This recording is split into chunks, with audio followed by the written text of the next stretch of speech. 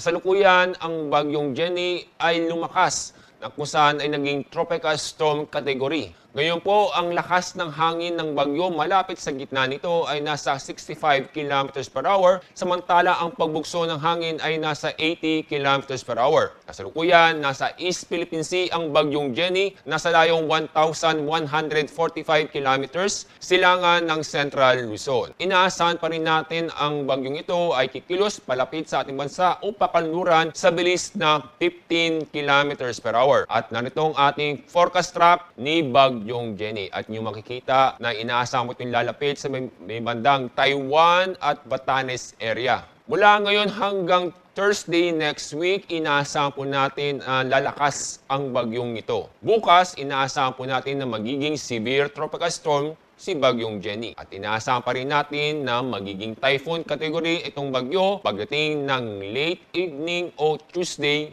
next week. May posibilidad po mag-landfall o lalapit po sa may extreme northern Luzon o sa may northeastern mainland Cagayan itong si bagyong Jenny.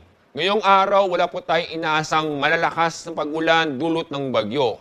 Pero pagdating ng Tuesday or Wednesday next week, inaasahan po natin mga malalakas na pag-ulan sa extreme northern Luzon, lalo na po sa Batanes at Babuyan Islands dahil sa bagyong Jenny. Makakaras pa rin tayo ng occasional rains dulot ng habagat o southwest monsoon sa western section ng southern Luzon at ng Visayas pagdating po ng Sunday o bukas po yan. Makakaras po tayo ng occasional rains dulot ng southwest monsoon. Ngayong araw, wala po nakataas na tropical cyclone signal sa bansa. Pero pagdating ng bukas o sa Monday, maaari po tayong mag-raise ng tropical cyclone signal sa extreme northern zone o maaari mapaaga depende sa development o sa pagbabago ng forecast track ng bagyong Jenny. Bukas, may inaasahan tayong pamisa-misang malalakas na hangin dulot ng habagat o southwest monsoon sa Palawan, Romblon, malaking bahagi ng Visayas at Dinagat Island. Sa Monday next week, minaasahan pa rin tayo ng pamisa-misang malalakas na hangin sa malaking bahagi ng Mimaropa at ng Visayas at kasama rin ang Dinagat Islands. Minaasahan pa rin tayo pagdating ng Monday next week